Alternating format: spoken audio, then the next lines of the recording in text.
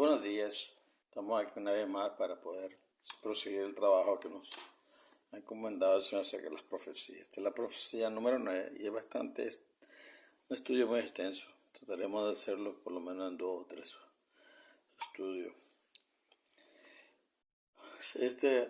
Los dos testigos se encuentran en Apocalipsis 10:1 hasta el 11:19. Su punto inicial en el tiempo, unos días antes de que se baje el incensario de Apocalipsis 8:5. El punto final en el tiempo, el día 1265 de la gran tribulación.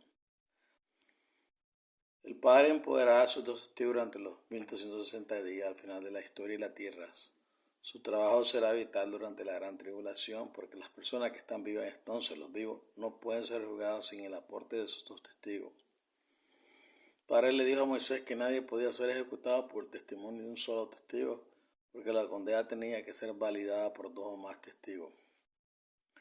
Dios usa 2 testigos en el libro de Apocalipsis para indicar que los vivos serán juzgados y 2 testigos infalibles exonerarán o condenarán a cada persona según Mateo 24:14. El Evangelio de Jesús será proclamado en todo el mundo como testimonio a todas las naciones antes de que llegue el fin. Los 144,000 entregarán el Evangelio y Jesús juzgará a cada persona según el testimonio de sus 2 testigos. Poco después de que se complete su juicio previo al advenimiento de Jesús regresará a la tierra para tratar con la humanidad. Si la profecía anterior sobre las 7 trompetas revela la severidad de la ira redentora de Dios, esta profecía revela el alcance asombroso de la gracia redentora de Dios. La Biblia declara que Dios es amor. Esto significa que las acciones de Dios son eternamente consistentes con los principios del amor. En otras palabras, si quieres ver lo que hace el amor en una situación determinada, estudia las acciones de Dios, debido a que Dios tiene sabiduría infinita, sabe cómo y cuándo imponer justicia y cuándo extender misericordia. Aunque no es obvio al principio, esta profecía se alinea con la selección y el empoderamiento de los 144,000 profetas de Dios para los últimos días, y termina con una poderosa exhibición de fenómenos físicos al sonar la 7ª trompeta. Los 2 testigos de los 144,000 están inseparablemente unidos porque los 2 testigos validarán el testimonio de los profetas de Dios. Al examinar esta profecía, tenga presente este hecho crucial. La Biblia enseña que la validación requiere 2 o más testigos. Jesús dijo a los fariseos: si doy testimonio de mí mismo afirmando que soy el Mesías prometido, mi testimonio no es válido. Hay otro que testifica en mi favor. Habéis oído a Juan el Bautista testificar acerca de mí, y sé que su testimonio acerca de mí es válido. Habéis enviado una delegación de sacerdotes a interrogar e investigar a Juan, y él ha dado testimonio de la verdad. Y el Padre que me envió, él mismo también ha dado testimonio acerca de mí. Pero el testimonio del Padre no significa nada para vosotros, porque nunca habéis oído su voz, ni habéis visto su forma, ni su palabra habita en vosotros, porque no creéis en aquel que él envió. Jesús vino a la tierra para revelar la verdad sobre Dios. Jesús pronunció las palabras que el Padre le dio y su testimonio fue verdadero. Pero sus palabras crearon una tormenta de conflicto porque la luz es incompatible con las tinieblas. Sabemos que cualquiera puede pretender hablar por Dios. Cualquiera puede afirmar haber nacido de nuevo. La gente suele hacer afirmaciones escandalosas, pero las afirmaciones de legitimidad hechas por uno mismo no son válidas. Se requieren 2 o más testigos para la validación. Por eso Jesús ofreció el testimonio de Juan Bautista y la voz de sus padres como 2 testigos que validaban su identidad mesiánica. La cuestión de la legitimidad explica por qué los 144,000 profetas necesitarán 2 testigos para validar sus testimonios. La Biblia declara que Dios ama a todos en la tierra por igual. Por lo tanto, es razonable concluir que los 144,000 estarán dispersos entre los habitantes de la tierra sobre la base de la población. La afirmación se hace sobre la base de que Dios garantizará que todos en la tierra tengan la misma oportunidad de escuchar y considerar el Evangelio eterno acerca de Jesucristo ante la segunda venida. Jesús dijo: y será predicado este Evangelio del reino en todo el mundo, para testimonio a toda la nación, y entonces vendrá el fin. Los 144,000 profetas presentarán un Evangelio que está en conflicto con casi toda la gente que cree que es verdad. Dios sabe de que este será el caso, por lo que no puede ir a nadie a que se crea a su siervo basando en su testimonio milagro. En cambio, los 2 testigos de Dios validarán el Evangelio de Jesús y cada persona determinará su destino eterno por su respuesta a los 2 testigos de Dios. Si los 144.000 se distribuyen por población, entonces Estados Unidos tendrá aproximadamente 6.200 de los 144.000 profetas. China y la India tendrán cada uno 24.000 profetas. Los 10 millones de habitantes de la Ciudad de México tendrán, los 100 millones de habitantes de México tendrán unos 200 profetas. Cuando se va el incensario y suenan las primeras 4 trompetas, la vida tal como la conocemos cambiará dramáticamente. La televisión, la radio, el teléfono, la banca, los viajes y otras infraestructuras de las que ahora dependemos serán muy limitadas e inexistentes. Esto significa que los 144.000 trabajarán solo como lo hizo Elías, quien por un tiempo pensó que era la única persona que quedaba en Israel que se había negado a adorar a Baal. Sin embargo, a medida que pase el tiempo, las personas de corazón honesto escucharán a los 144.000 y se convencerán de que este evangelio es verdadero. Estos conversos se unirán a los 144.000 durante la gran tribulación y animarán a otros a recibir a Cristo y ser salvos. Sin embargo, en comparación con la composición, el número de las personas alineadas con los profetas de Dios será una pequeña minoría. Este es siempre el caso. Recuerde cómo Elías se enfrentó a 450 profetas de Baal en el Monte Carmelo. Cuando contrastamos la singularidad de los profetas de Dios con los muchos clérigos empleados por el sistema religioso del mundo que se opone al Evangelio de Jesús, y agregamos el número de personas que no tienen ningún interés en Dios o su evangelio, será un problema serio. Surge para los 144.000 profetas. ¿Quién o qué validará su testimonio? ¿Qué demostrará a los diversos pueblos del mundo que una sola voz habla por Dios Todopoderoso? Esta es la misma situación que enfrentó Jesús cuando vino a la tierra para revelar al Padre a la nación de Israel. Jesús alimentó a multitudes, sanó a los enfermos, expulsó demonios, devolvió la vista a los ciegos y resucitó al menos a 2 muertos. Estos milagros no afectaron en absoluto a los líderes ni a la mayoría de Israel. Esto nos lleva a un punto muy importante. Los milagros no cambian los corazones. Los milagros afirman lo que el corazón quiere creer. Será un engaño tan poderoso. Él hará descender fuego del cielo a la voluntad simplemente para afirmar un evangelio falso que los malvados quieren creer. Jesús sabía que cualquier afirmación hecha por él mismo sobre su identidad sería inútil y la misma conclusión será válida para los 144.000. Una vez que entendemos la idea de que los 144.000 estarán distribuidos geográficamente por todo el mundo, podemos ver por qué cada profeta de Dios necesitará 2 testigos. Algo tiene que validar su testimonio. Aún más, los 2 testigos de Dios observarán la respuesta de cada persona del Evangelio y le informarán a Jesús. Su testimonio permitirá a Jesús juzgar a los vivos. El papel de Juan cambia en esta profecía. Anteriormente en el libro Apocalipsis, Juan escribe desde la perspectiva de un observador, pero en esta profecía se convierte en participante. Juan se transforma en participante para poder describirnos la experiencia de los 144.000. Creo que Dios hizo a Juan partícipe porque los falsos profetas se encuentran en todas partes. Personas de todo el mundo profetizan cada día según su propia imaginación. Afirman que Dios les ha mostrado ciertas cosas cuando en realidad Dios no les ha mostrado absolutamente nada. Las personas que hacen esto son ofensivas a los ojos de Dios y Él las castigará en el momento señalado. Dios hizo a Juan partícipe de esta profecía para que la gente común tenga la capacidad de determinar quién es el miembro de los 144.000. Cada persona que sea uno de los 144.000 tendrá un encuentro personal con Jesús similar a la experiencia de Juan. A cada persona se le darán palabras para hablar, representadas por el librito entregado a Juan, y al igual que Juan se les comenzará a profetizar y mediar al atrio interior del templo, como ejemplo para la última generación. El Padre hizo pasar a Juan por la misma experiencia que cada profeta de los últimos días tendrá que pasar. Si una persona dice hablar por el Padre durante la gran tribulación y no ha tenido la experiencia registrada por Juan en esta profecía, y si su testimonio no es válido por los 2 testigos de Dios, entonces es un falso profeta. Muchas personas que no se dan cuenta de lo que dicen expresan su deseo de ser uno de los 144.000. Si Jesús te llama a estar entre ese grupo, entonces debes aceptar su llamado. Puedes estar seguro de que Él capacitará y soltará a aquellos a quienes llame. Por otro lado, ningún ser humano debería desear la experiencia que enfrentarán los 144.000. Serían 1.270 días de arduo esfuerzo, tortura, rechazo, encarcelamiento y muerte. Los 144.000 sufrirán como sufrió Jesús y no habrá alivio de su carga hasta la muerte. Dios le dio a Juan la experiencia de un participante para que podamos entender el sacrificio, la angustia y la victoria de los siervos de Dios. La gente común no sabrá cuándo serán llamados y sellados los 144.000 a menos que uno de los 144.000 sea un amigo cercano que comparte su experiencia de encontrarse con el Señor y comerse el librito. La personificación se describe como dar vida a algo que es inanimado. Por ejemplo, después de meses de disputa, en 2010 la Cámara y el Senado de los Estados Unidos aprobaron un proyecto de ley de atención médica que cambió drásticamente el sistema de atención médica. Antes de la votación final, algunos manifestantes portaban carteles en Capitolio que decían "maten el proyecto de ley". Por supuesto, nadie puede matar un trozo de papel, pero la gente trata los proyectos de ley de la Cámara de Representantes como seres vivos, porque una vez que un proyecto de ley se convierte en la ley, cobra vida propia.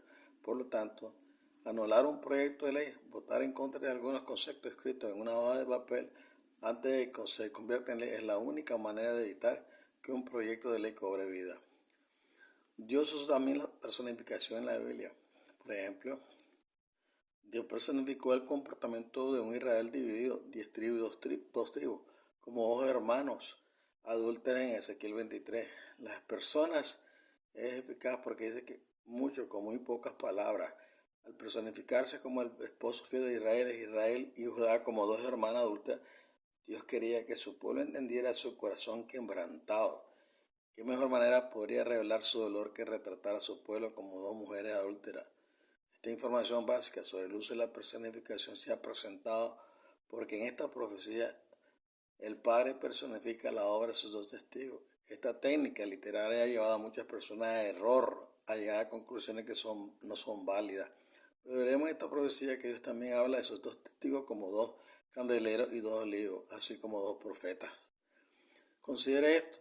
Cuando Moisés levantó su vara y extendió su mano sobre el Mar Rojo se partió, pero sabemos que Moisés no hizo que el Mar Rojo se partiera. Sabemos que un hombre común y corriente no tiene este tipo de poder. Cuando Pedro le ordenó al mendigo cojo que caminara, Pedro no lo hizo caminar a pesar de que el mendigo saltó y comenzara a correr. Pedro se dirigió a la multitud asombrada que se habían reunido diciendo: varones de Israel, ¿por qué os sorprende esto? ¿Por qué no miráis como si por nuestro propio poder o piedad hubiéramos hecho caminar a este hombre? El poder de Dios reposó sobre Pedro y fue el poder de Dios el que sanó al hombre, no el poder de Pedro. Metafóricamente, Moisés y Pedro eran los brazos y las piernas a través de los cuales se manifestaba el poder del Espíritu Santo. Tenga en cuenta que aunque el poder del Espíritu Santo reposó sobre ellos, Moisés no entró en la tierra prometida y Pedro fue martirizado por su fe. En otras palabras, el poder del Espíritu Santo no impidió que Moisés pecara ni que Pedro muriera. Moisés y Pedro eran mortales comunes y corrientes como usted y yo, pero cuando el poder de Dios vino sobre ellos, su poder les permitió hacer señales y prodigios. Aprendimos en la profecía sé que el Espíritu Santo es un poderoso y que obra a través de las personas.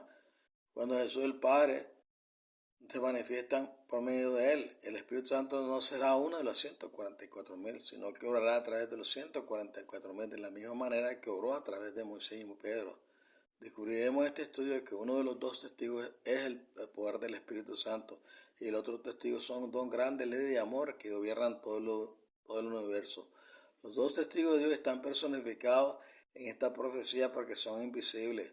Mantener a los dos testigos separados y distintos de los 144.000 hace que su trabajo y misión sean más fáciles de entender. Los 144.000 proclamarán el Evangelio de Jesús y aparecerán para realizar muchas señales y prodigios, pero las señales y prodigios en realidad vendrán por el poder del Espíritu Santo y sus palabras vendrán del librito que Jesús les dará.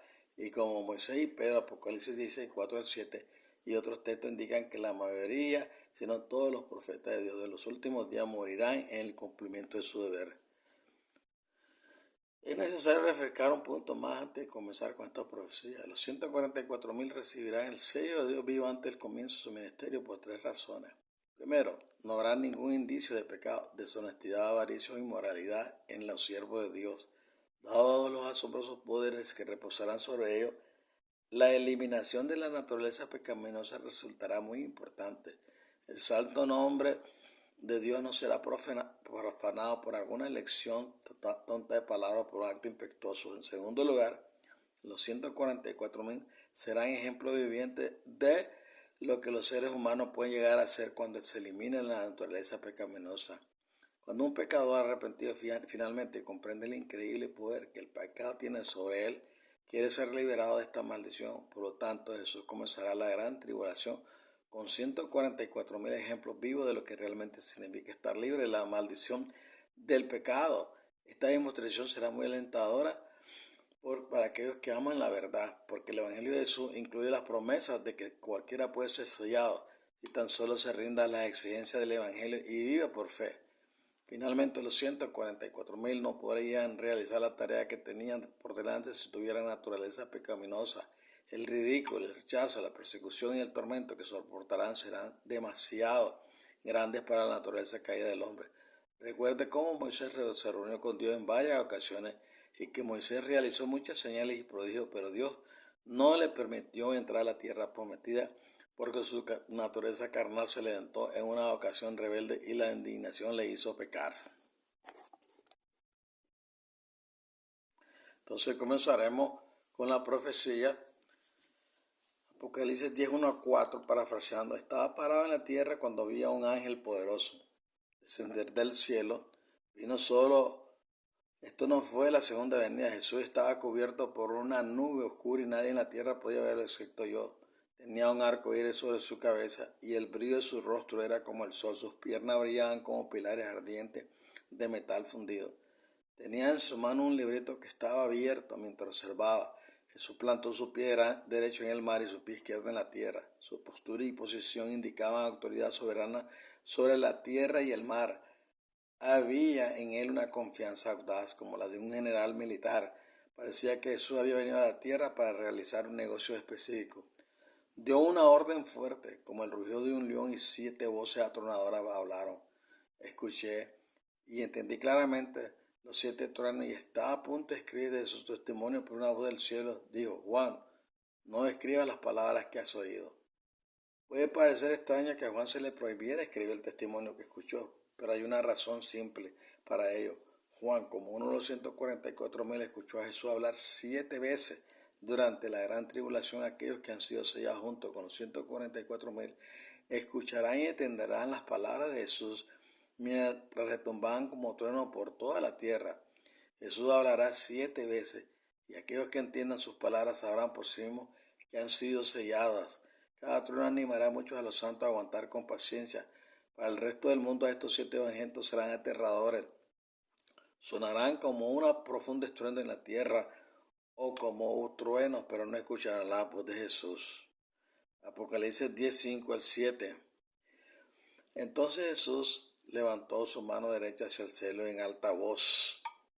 Juró en su propio nombre, como creador del cielo y de todo lo que hay en él, de la tierra y de todo lo que hay en ella, y del mar y de todo lo que hay en él. Dijo: no habrá más demora.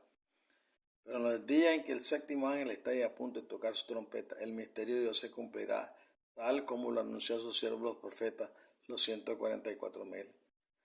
Esta escena ocurrirá poco antes de que se arroje el incensario en Apocalipsis 8:5. Cuando ocurre este evento, Jesús declara el fin de la paciencia de Dios con la humanidad. Entonces se romperá el 4º sello y se cerrará el incenciario del altar del incienso. Los 4 ángeles que han estado esperando desde 1994 serán liberados para dañar la tierra. La ira redentora de Dios comenzará. Los lugares malvados de todo el mundo serán castigados por su comportamiento degenerado y decadente. Los 144,000 comenzarán a proclamar el Evangelio eterno, el primer día de la gran tribulación, y todos los que se arrepienten de sus pecados y abracen a Jesús como su Creador y Salvador serán probados, sellados y salvos. El misterio de Dios que se completará junto antes de que suene la 7ª trompeta es el sellamiento, eliminación de la naturaleza carnal. Antes de la gran tribulación, todos los creyentes nacidos de nuevo recibieron el Espíritu Santo como un depósito que garantiza lo que está por venir. En otras palabras, la justicia de Cristo ha sido imputada a los hijos de Dios desde que comenzó el pecado. Durante la gran tribulación, la justicia de Cristo será impartida a los hijos de Dios. El sello de Dios vivo descrito en Apocalipsis 7, versículos 2 y 3, es el derramamiento de la plenitud del Espíritu Santo dado a todo aquel que adora fielmente a Jesús, el Creador. Este sello de Dios se dará primero a los 144,000. El sello de Dios no será una estampilla visible. Este sello es como un candado que mantiene dentro de la naturaleza sin pecado y fuera la naturaleza carnal. Recuerde cómo la tumba de Jesús fue sellada de forma segura para que sus discípulos no pudieran robar su cuerpo. El sello de Dios es similar. Cuando la maldición del pecado sea quitada de casa santo, la puerta será sellada. El sello de Dios se puede comparar con un rey que pone un sello de cera en un pergamino importante. Una vez que el pergamino esté escrito y sellado, el documento no se puede cambiar. De manera similar, durante la gran tribulación, Dios probará a cada persona viviente para ver quién lo ama con todo su corazón, mente y alma, y a su prójimo como a sí mismo. Después de que el pecador sea probado y encontrado fiel, Dios realizará un milagro. Quitará la naturaleza carnal de ese pecador y pondrá un sello en su frente. Esta acción indica que el pecado ya no tendrá influencia sobre esa persona. El saneamiento descrito en el Apocalipsis es el paso final de la santificación, cuando Jesús quita la naturaleza carnal y aplica el sello de Dios a un pecador. Esto indica una transformación completa. Ha ocurrido, los 144.000 serán los primeros en experimentar este paso final. Considere cómo funciona este proceso. Si los 144.000 actuarán y predicarán este evangelio. El primer paso comienza cuando un pecador entrega su voluntad a Jesús para ir a hacer como lo dirige el Espíritu Santo y recibe a Cristo como su Salvador. Jesús inmediatamente cubre al pecador con su justicia. Este proceso se llama justificación por la fe. El segundo paso sigue rápidamente. Dios requiere que nos apartemos de la maldad y caminemos en justicia con Él. Si un pecador está dispuesto a someterse al proceso de santificación, pelea la buena batalla de la fe y es un vencedor. Jesús mantiene al pecador cubierto con su justicia para que ante los ojos de Dios el pecador parezca un santo. Este proceso se llama santificación por la fe. La voluntad de Dios de curar a los pecadores con la justicia de Cristo se llama justicia imputada. El juicio de los vivos ocurrirá durante los primeros 1260 días de la gran tribulación. Dado que los 144.000 son las primicias de la cosecha, serán las primeras personas en ser juzgadas, purificadas y selladas. Actualmente, cuando entregamos nuestra voluntad a Jesús y recibimos a Cristo como nuestro Salvador, nuestra entrega no es perfecta porque la naturaleza carnal está presente. Pablo, después de ser cristiano durante los 30 años, nos recuerda en Romanos 7 que es imposible que cualquiera que tenga una naturaleza carnal la mantenga perfectamente dominada. El poder del pecado es mayor que nuestras mejores intenciones y esfuerzos. Peor aún, es posible pecar y ni siquiera saberlo. Esto explica por qué la santificación en la tierra es un proceso sin fin. A medida que aprendemos y vencemos, crecemos en Cristo. Estamos maldecidos por el poder del pecado desde dentro y en el momento en que superamos un pecado surge otro. Dios entiende el problema y tiene un remedio profundo. Cuando una persona muere no hay nada más de qué preocuparse porque una persona muerta no puede volver a pecar. Cuando los muertos en Cristo sean resucitados para disfrutar de la vida eterna, recibirán una naturaleza que no es propensa al pecado. Destaco este punto porque el juicio de los vivos que tiene lugar durante la gran tribulación plantea un problema. Todo aquel que tenga una naturaleza carnal pecará si se le da suficiente tiempo. La solución de Dios a este problema es increíblemente generosa y dramática. Durante la gran tribulación, Dios nos probará a cada uno de nosotros para ver si lo amamos con todo nuestro corazón, mente y alma, y si amamos a nuestro prójimo como a nosotros mismos. Si pasamos la prueba, Jesús eliminará nuestra naturaleza carnal, esa molesta atracción por el pecado que vive dentro de nosotros, para que podamos ser libres del poder y la atracción del pecado. La justicia de Cristo será impartida, en realidad, puesta dentro de nosotros.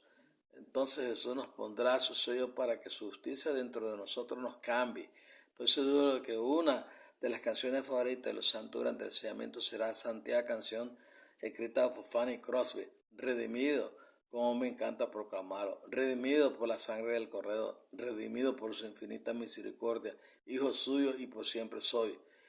El sellamiento es el misterio de Dios que Él cumplirá junto antes la séptima trompeta, su hijo y por siempre lo soy. El sellamiento es el misterio de Dios que Él cumplirá junto antes la séptima trompeta, su hijo y por siempre lo soy. El sellamiento es el ministerio de Dios que Él cumplirá justo antes de la séptima trompeta. Cuando sus naturalezas pecaminosas sean eliminadas, los 144.000 serán un reflejo perfecto del carácter de Cristo y también lo serán todos los demás que reciban el sello de Dios. Los santos de Dios quedarán libres del poder del pecado. Serán ejemplo vivo de lo que Dios hará por cualquier pecador sin importar cuán degenerado o malvada sea o haya sido una persona.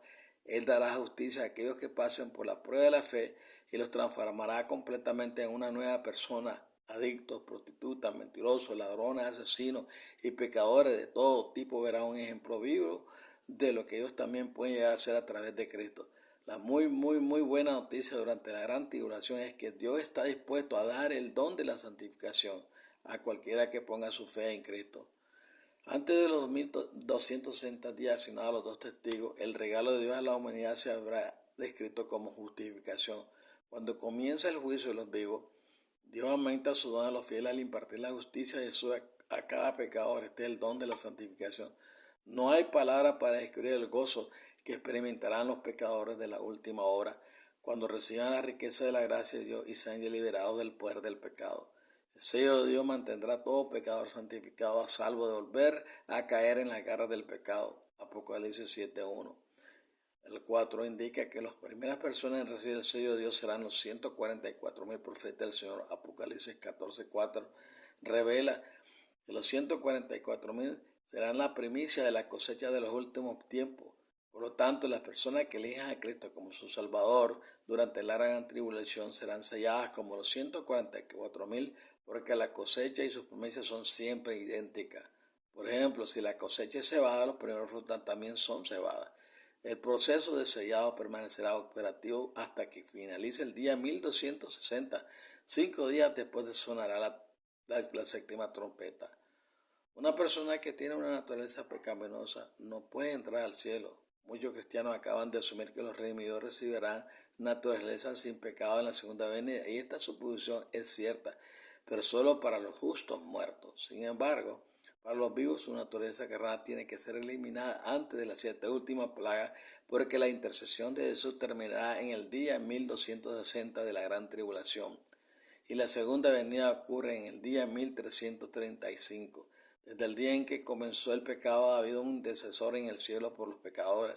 Desde hace 1000 años la justicia de Cristo es imputada a todo aquel que vive por la fe, y cuando los justos muertos sean resucitados en la segunda venida, a cada uno se le dará una naturaleza sin pecado y un cuerpo nuevo. Sin embargo, llegará un día en que terminarán la oferta de la redención y no habrá más intercesión en el cielo, porque ya no será necesario un intercesor. Todos los santos de Dios serán sellados. Apocalipsis 10:8-9. Mientras pensaba en el misterio de Dios, escuché una voz del cielo que me hablaba. Decía: Juan, toma el librito de la mano de Jesús. Me acerqué a donde estaba Jesús y le pedí el librito. Él dijo: tómalo y cómelo. Te sabrá tan dulce como la miel en la boca, pero te amargará el estómago. Le pregunté a Jesús qué estaba escrito en el librito. Dijo: este pequeño libro contiene mis palabras. Hablarás mis palabras durante la gran tribulación. Entonces me comí el librito. Se produjo una oleada, una experiencia intensa que no se parecía a nada que hubiera conocido. Hubo una explosión de verdad y conocimiento en mi mente. Fue como si viera y entendiera muchas cosas nuevas. Las palabras no pueden describir la euforia y la alegría que sentí. El amor, el carácter, los caminos, los planes de Dios eran tan dulces como la miel en mi boca. Pero pronto descubrí que proclamar las palabras de Jesús me producía una gran amargura. Pocas personas querían escucharlo. De hecho, casi todo el mundo parecía hostil hacia mí. Sentí deseo de vestirme de silicio y sentarme sobre ceniza. Mi dolor se hizo tan grande. Jesús me habló como si yo fuera uno de los 144,000. Debes profetizar otra vez ante muchos pueblos, naciones, lenguas y reyes. La frase "es necesario profetizar otra vez" indica que el Evangelio de Jesús en su forma actual se ha contaminado. Por tanto, es necesario volver a proclamarlo al mundo entero, un evangelio purificado. El librito que Jesús le dio a Juan contiene las palabras que hablarán los 144,000. Los siervos de Dios no diluirán ni se desviarán de estas palabras. Presentarán claramente la verdad sobre Jesús y su salvación sin ambigüedades. Se dirá la verdad sin adorno y se llamará al pecado por su nombre correcto. El Evangelio de Jesús es poderoso como una espada de doble filo. Separa a las personas entre sí, separa a las ovejas honestas del corazón de las cabras amantes de la oscuridad. El reino de Dios es como una gran imán. Los puros de corazón se sienten atraídos por él, pero las personas con corazones de piedra no se ven afectadas. Los hijos de Dios son personas que aman y exaltan la justicia y la verdad como él lo hace. Cada miembro de los 144,000 comerán el mismo librito que comió Juan. Aunque no se conocerán, los 144,000 proclaman el mismo evangelio, un evangelio puro y sin mancha de opiniones humanas. El Espíritu Santo ungirá sus labios como brasa de fuego, así como el Señor ungió los labios del profeta Isaías. Los 144,000 hablarán con poder y claridad penetrante a cada nación, parentesco, lengua y pueblo, mientras las primeras 4 trompetas devastan la tierra.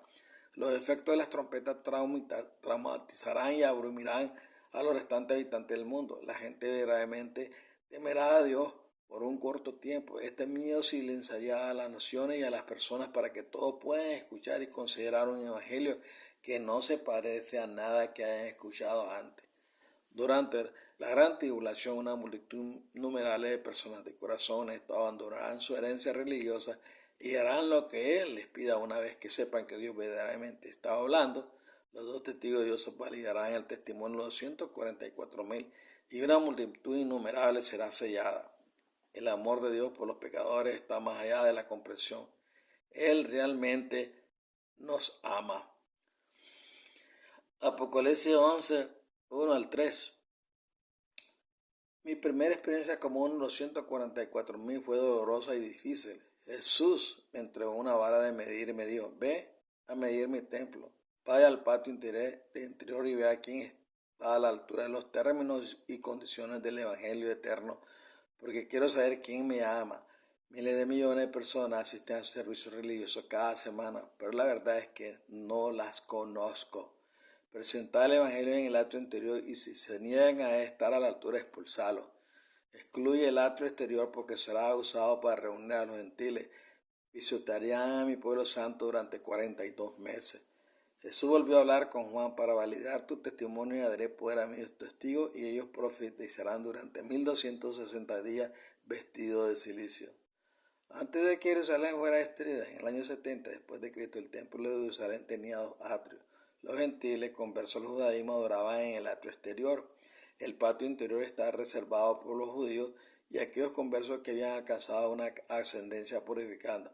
Usando estas imágenes, Juan fue enviado a medir el atrio interior, porque contiene adoradores que dicen conocer a Dios. Antes de que el templo fuera destruido en el año 70 después de Cristo, el atrio exterior contenía personas a quienes Dios amaba, pero no tenían los mismos privilegios y oportunidades que tenían los del atrio interior. Dios diseñó esta separación para dar a los gentiles conversos tiempo para asimilarse a sus caminos antes de darles plenos derechos como miembros de Israel. Los 2 atrios en esta profecía representan el cristianismo: el atrio interior, ovejas, y todos los no cristianos, el atrio exterior, a las cabras. Actualmente Jesús tiene ovejas en ambos atrios y el diablo tiene cabras en ambos atrios. Durante la gran tribulación, Jesús purificará el atrio interior mediante el testimonio presentado por los 144,000. Aquellas personas que acepten el testimonio de los 144,000 serán perseguidas. La persecución hará que los machos cabríos salgan corriendo del atrio interior. Mientras tanto, el Evangelio atraerá a las ovejas de Dios que viven en el atrio exterior. Al final de los 1260 días, todas las ovejas del Señor se encontrarán en el atrio interior y todos los cabritos se encontrarán en el atrio exterior. El libro que conmigo Juan contiene el Evangelio de Cristo, palabras que deben de ser habladas en todo el mundo como testimonio a todas las naciones. A Juan le dieron una vara de medir y lo enviaron al atrio interior para medir el templo y contar a los adoradores.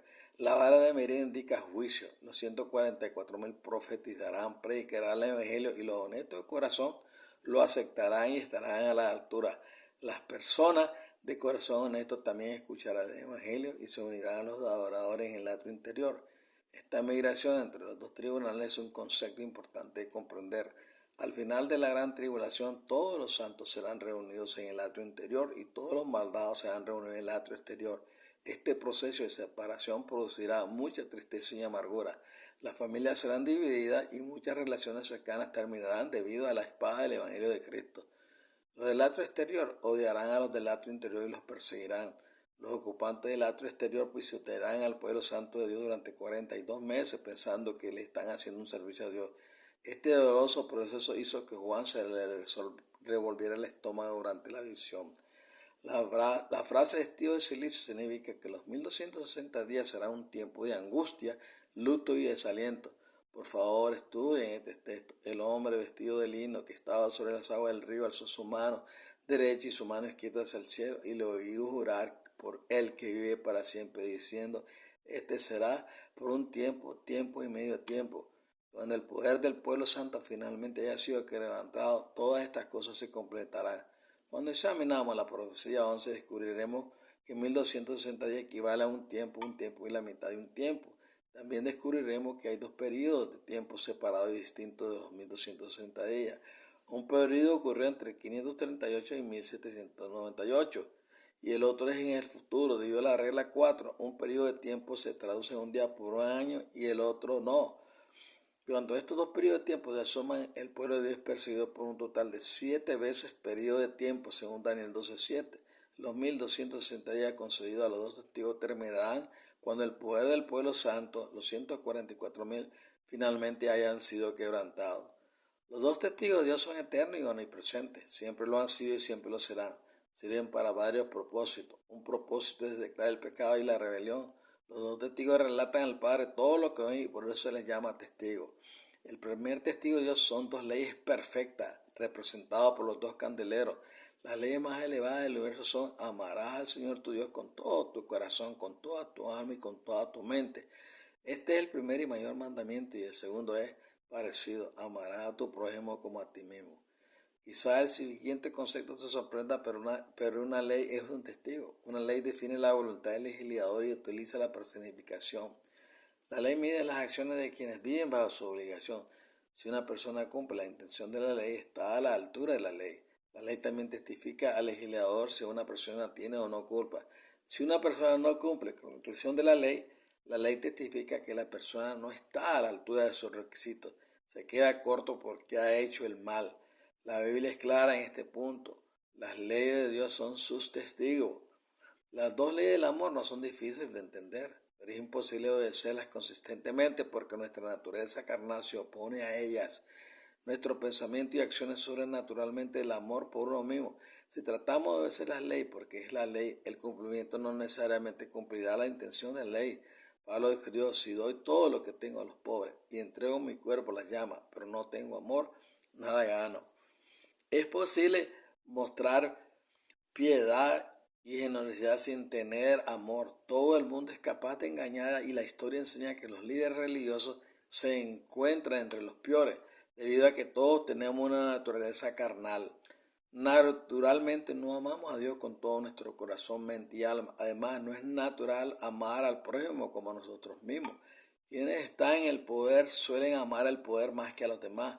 Para cumplir las dos leyes del amor que Dios ha impuesto a la humanidad, debemos recibir cada día un corazón nuevo y una mente nueva. Esta transformación diaria se compara con nacer de nuevo, y nuestra necesidad de esta transformación nos lleva al ministerio del Espíritu Santo. El Espíritu Santo es el segundo testigo de Dios. El Espíritu Santo lee nuestra mente, Él conoce nuestros pensamientos, afectos y motivos. Nada está oculto al Espíritu Santo. El Espíritu Santo informa fielmente a Dios todo lo que oye y ve. Él es un testigo vivo. Si una persona escucha el Evangelio de Jesús y sinceramente quiere un corazón y una mente nueva, el Espíritu Santo lo hace posible. A través del ministerio transformador del Espíritu, las cosas que el pecador solía odiar, las amará, y las cosas que solía amar, las odiará. Cada vez que un pecador le pide al Señor un corazón puro, el Señor envía al Espíritu Santo con otra dosis de poder transformador. La Biblia describe el proceso diario como crucificar la naturaleza carnal para que el amor de Dios pueda reinar supremo en la vida del nacido de nuevo. El único acto que Dios no puede perdonar es blasfemar o insultar al Espíritu Santo. Cuando una persona sabe hacer el bien pero no lo hace, la ley testifica sin prejuicio ni desviación que el rebelde es un pecador. Si una persona se niega a obedecer el impulso interior del Espíritu Santo, si una persona se niega a hacer lo que el Espíritu Santo dice que es santo y correcto, el Espíritu Santo le testifica a Jesús que el pecador es desafiante. El Espíritu reconoce a un rebelde desafiante cuando lo ve, porque lee el corazón de cada pecador. Así, un rebelde desafiante es condenado por el testimonio de los testigos. Si una persona desafía consciente y persistentemente las leyes de Dios, eventualmente el Espíritu Santo la abandonará, porque no se le permite al Espíritu Santo anular el desafío. Cuando el Espíritu Santo abandona a una persona por desafío, el pecador ha cometido el pecado imperdonable. Cuando el Espíritu Santo finalmente abandona a un rebelde desafiante, esa persona ya no tendrá interés en hacer lo correcto. Esa persona puede pensar que es libre de hacer lo que quiera, pero en cambio ha sido entregada a la destrucción. Su naturaleza carnal lo llevará más profundamente al pecado y su comportamiento generado eventualmente lo llevará a la esclavitud demoníaca. Una persona abandonada por el Espíritu Santo es egoísta, cruel, narcisista y depredadora. Una persona así no tiene sentimiento ni compasión por los demás, no tiene paz ni felicidad. Cuando el corazón de un rebelde se vuelve duro como una piedra, no puede ser transformado ni siquiera por Dios Todopoderoso, a menos que el rebelde se arrepienta. Sin el ministerio del Espíritu Santo, el arrepentimiento es imposible. Para apreciar el papel eterno de los testigos de Dios en todo su universo, debemos entender que en la economía de Dios nadie es condenado por el testimonio de un solo testigo. En otras palabras, la ley del amor de Dios y el testimonio del Espíritu Santo deben estar en perfecto acuerdo. Las dos leyes del amor de Dios miden el comportamiento, definiendo la justicia y la injusticia. Y el Espíritu lee nuestros corazones y conoce nuestros motivos. Dios requiere que la ley y el Espíritu Santo estén perfectamente de acuerdo sobre una persona antes que un rebelde desafiante pueda ser condenado a muerte. Si una persona hace algo malo, viola la ley de Dios, pero el Espíritu que lee el corazón testifica que la acción se hizo por ignorancia, esa persona no es condenada ante los ojos de Dios. Dios es muy bueno. Su generosidad nunca termina. Dios no condena a nadie que ignore el pecado. Sin embargo, Dios condenará a una persona si se niega a hacer el bien que sabe que debe hacer. Durante la época de Moisés se requerirían dos más testigos para condenar a muerte a una persona. Durante la gran tribulación lo mismo se aplica. Este es el proceso. Dios se asegurará de que todos escuchen sus demandas. Los 144,000 a través de su ministerio proclamarán las dos leyes del amor de Dios. El Espíritu Santo impresionará profundamente a cada persona que obedece a estas dos leyes. Es la voluntad de Dios. Los 144,000 realizarán señales y prodigios para afirmar que las dos leyes de Dios son santas y verdaderas. Después de que la evidencia más clara de la voluntad de Dios hayan sido representada ante el pueblo y después de que el Espíritu Santo haya hecho todo lo posible para convencer a la gente de que las leyes de Dios son justas y verdaderas, los dos testigos de Dios condenarán a todos los que rechacen en el Evangelio de Jesús. Al final, los rebeldes desafiantes serán ejecutados, deben morir a causa de la rebelión. Una vez que los dos testigos de Dios acuerden que una persona debe ser condenada, no hay un tribunal superior para apelar más. A lo largo de los siglos, varios sistemas judiciales de la tierra han ofrecido a los acusados el derecho de apelar su caso ante un tribunal superior. Un acusado podría esperar un mejor resultado. Se puede demostrar que el primer juicio no se llevó a cabo correctamente o tal vez puede aportar hechos nuevos o mejoras a un segundo juicio. Sin embargo, en el sistema judicial de Dios no existe un tribunal superior, no hay apelación porque los dos testigos de Dios nunca cometen un error. No se les puede engañar con mentiras ni con argumentos ingeniosos. Si una persona está claramente informada acerca de la voluntad de Dios y decide rebelarse contra ella, ese es su privilegio. Sin embargo, la ley testificará porque sus acciones fueron malas y el Espíritu Santo testificará que su corazón fue desafiante. Cuando una persona se revela contra el impulso eterno del Espíritu Santo para obedecer la voluntad de Dios, el Espíritu Santo detecta la resistencia. Si una persona insiste en desafiar día tras día, llegará un momento en que el Espíritu Santo informará de eso, que ya no se puede hacer nada más. El desafío produce un pecado que es imperdonable. Durante la gran tribulación, los 10 mandamientos de Dios medirán nuestras acciones. El Espíritu Santo verá nuestros motivos juntos, informarán a Jesús y Él juzgará a cada persona. Todo aquel que se entrega a la voluntad y al amor de Dios recibirá el don de la santificación y serán sellados. La naturaleza pecaminosa será eliminada. Todos los demás terminarán siendo irremediablemente egoístas y totalmente desafiantes. Todos los malvados terminarán en el mismo lugar cometiendo el pecado imperdonable. Todos los rebeldes serán destruidos en la segunda venida. Bueno, y hemos terminado el primer estudio. Seguiremos en otra ocasión. Por lo tanto, espero que hayan entendido este sistema maravilloso que él tiene acerca de sus dos testigos, personificado en los 144,000 profetas de Dios, hablando del Espíritu de Dios y hablando la palabra de Yahweh. De todas maneras, pues seguiremos con estos estudios. Espero que la bendición del cielo esté con usted y lo llene del poder de su Espíritu para vivir una vida transformadora, una vida santa, aunque tenemos muchos desafíos. Siempre la carne va a querer rebelarse, pero nosotros, vestidos de su espíritu, podemos vencer la carne y podemos vencer al enemigo de nuestra vida, que es Satanás, y toda esa gente que tratan de destruirnos a estos pequeños seres que queremos ser santificados y vivir de una manera separada del pecado. Que el Señor me los guarde y me los bendiga una vez más desde acá, de la casa del hogar de mi hija que estamos visitando y que pronto estaremos en nuestra patria amada. Bye.